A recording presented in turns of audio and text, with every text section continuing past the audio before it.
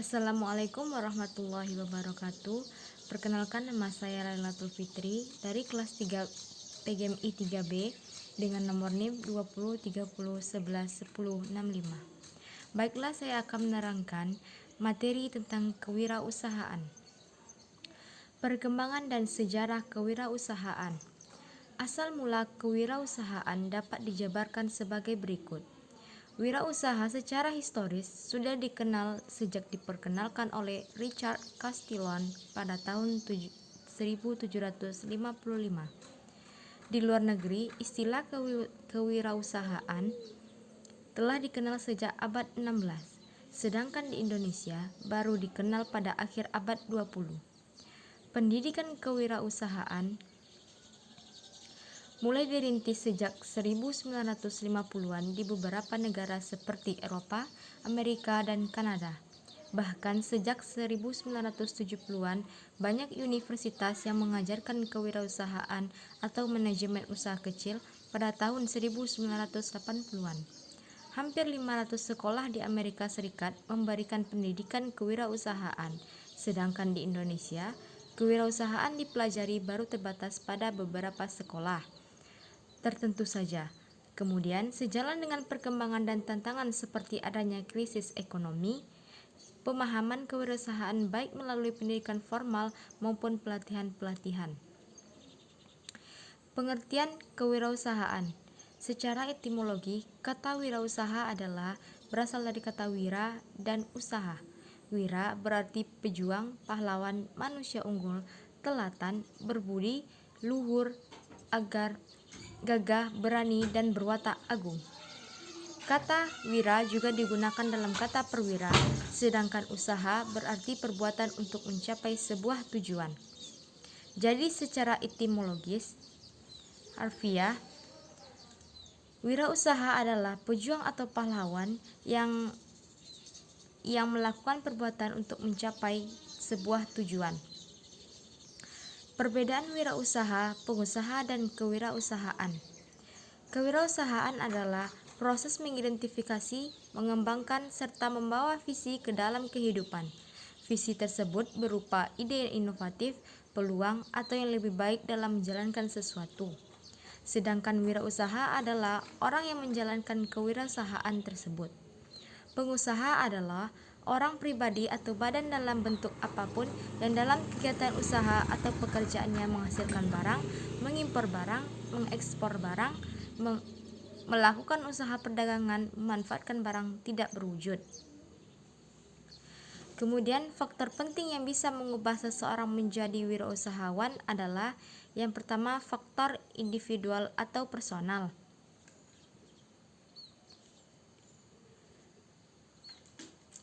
Yang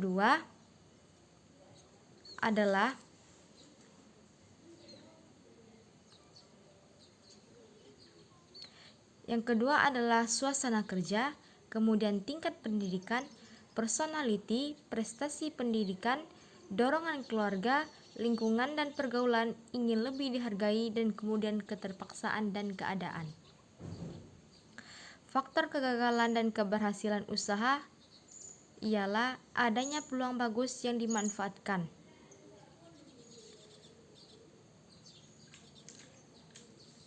Maksud tersebut ialah faktor pertama yang mempengaruhi kesuksesan wirausaha adalah adanya peluang yang bagus. Banyak peluang yang ada, namun kita juga harus bisa memanfaatkan peluang dengan baik. Tentunya peluang yang ada juga harus diselaraskan dengan potensi diri yang dimiliki, situasi dan kondisi pasar, serta proses perencanaan lainnya. Kemudian perencanaan yang matang. Tiap usaha yang sukses selalu diawali dengan perencanaan yang matang dari pelaku usahanya. Proses planning ini penting untuk meminimalisir risiko dan potensi yang muncul untuk kedepannya.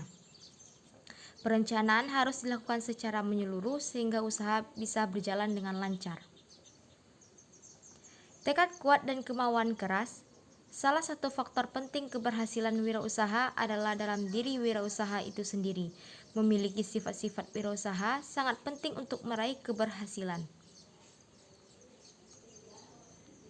Salah satunya adalah tekad kuat dan kemauan keras. Adanya tekad membuat kita harus terus berusaha menuju target yang kita tetapkan tanpa kenal menyerah. Kemudian, modal dan keuangan yang baik. Untuk membuka usaha tertentu dibutuhkan modal yang cukup dan sesuai dengan operasial.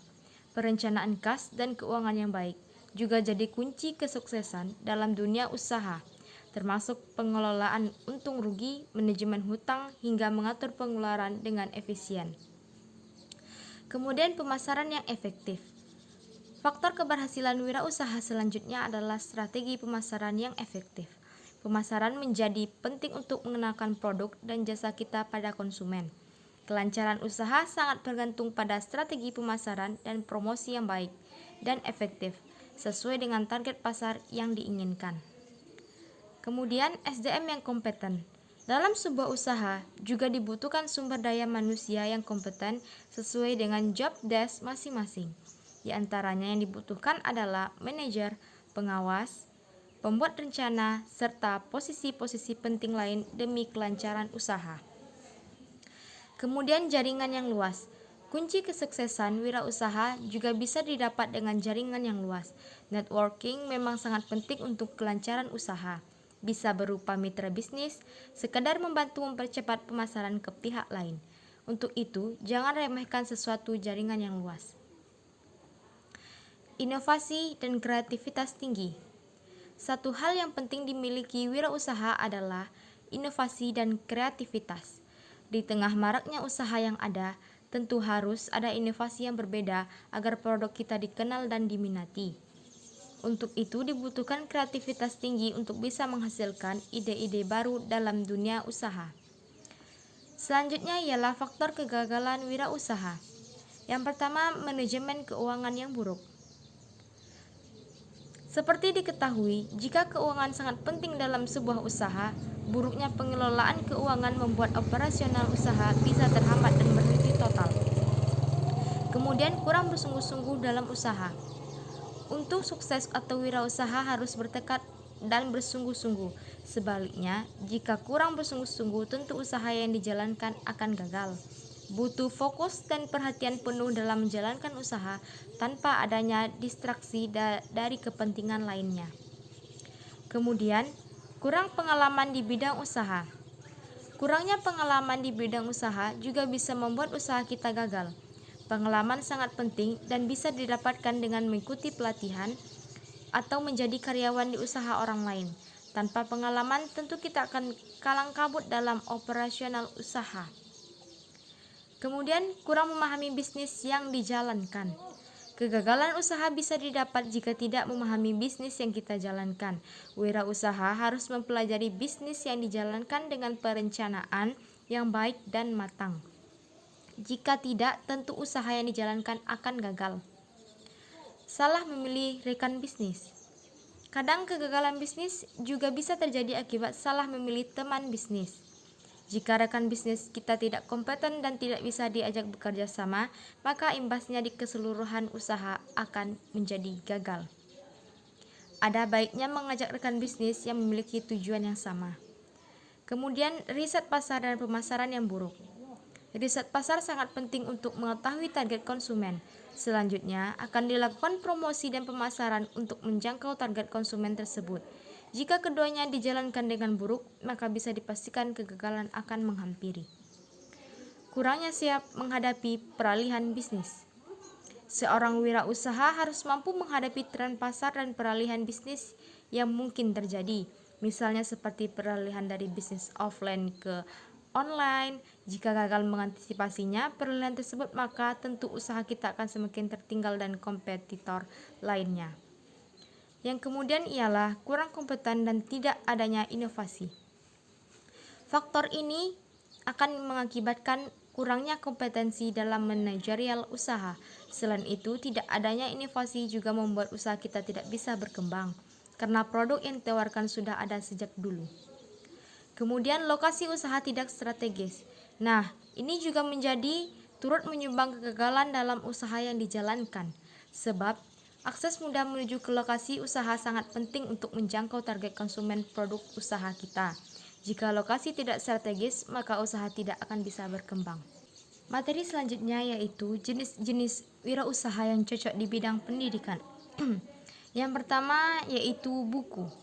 Buku adalah jendela dunia. Semua orang pasti setuju dengan ungkapan tersebut.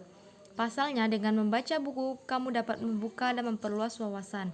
Karena itu, buku digunakan sebagai media pembelajaran yang wajib dalam melaksanakan proses belajar mengajar. Bahkan, dalam satu mata pelajaran, setiap siswa bisa memiliki lebih dari satu jenis buku. Itulah mengapa menjalankan bisnis buku bisa membuat kamu mendapatkan keuntungan yang lebih besar.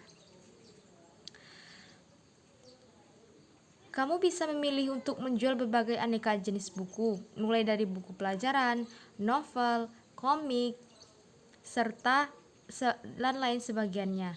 Hal pertama yang harus kamu lakukan yaitu menjalin kerjasama dengan penerbit atau distributor untuk memasok buku yang kamu jual di pasaran.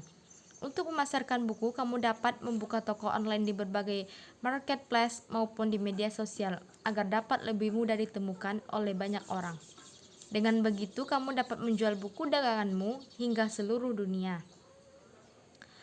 Alat tulis. Kamu juga dapat memanfaatkan peluang anak sekolah maupun mahasiswa yang membutuhkan alat tulis dengan membuka bisnis alat tulis atau stationery. Bahkan dengan menjual berbagai alat tulis, kamu tak hanya memiliki pelanggan dari pihak pelajar saja loh, tapi juga pekerja kantoran yang selalu membutuhkan alat tulis untuk bekerja. Kamu dapat menjual berbagai kebutuhan alat tulis untuk pelajar dan pekerja seperti pensil, penghapus, buku, pulpen, penggaris, dan lainnya. Semakin lengkap produk yang kamu jual seperti memiliki jenis barang yang bervariasi dari segi merek, kualitas maupun harga, maka akan semakin besar pula minat konsumen yang ingin berbelanja di toko kamu. Yang kemudian yaitu seragam sekolah. Untuk menempuh pendidikan di Indonesia, setiap peserta didik mulai dari SD, SMP, dan SMA diharuskan untuk menggunakan seragam sekolah. Bahkan, setiap siswa dan siswi memiliki lebih dari satu seragam sekolah karena digunakan setiap hari. Oleh karena itu, bisnis seragam sekolah bisa menjadi bisnis yang sangat menjanjikan untuk dijalankan. Yang kemudian yaitu les privat. Membuka bisnis les privat juga tidak membutuhkan modal yang besar, tapi bisa menghasilkan pendapatan yang cukup besar. Soalnya kamu hanya memerlukan pengetahuan yang cukup dan waktu yang cukup. Bisnis pendidikan yang satu ini juga bisa dilakoni oleh mahasiswa yang memang memiliki keahlian di bidang mata pelajaran tertentu. Kamu dapat memulai dengan menawarkan ke kerabat terdekat dan juga memasarkannya lewat internet. Yang kemudian yaitu yang terakhir, bimbel. Bimbel atau kursus juga menjadi salah satu peluang usaha di sektor pendidikan yang sangat menjanjikan. Soalnya bimbel dapat membantu para pelajar untuk memahami materi pelajaran yang dianggap sulit. Dengan begitu, anak-anak yang ikut bimbel diharapkan dapat lebih berprestasi di sekolah. Tak heran kalau banyak orang tua yang rela merogoh kocek ekstra untuk mendaftarkan anaknya di tempat kursus.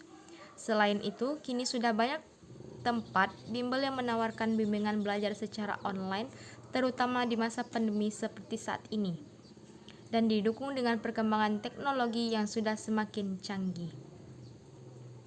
Sekian materi yang dapat saya sampaikan. Terima kasih. Sampai jumpa.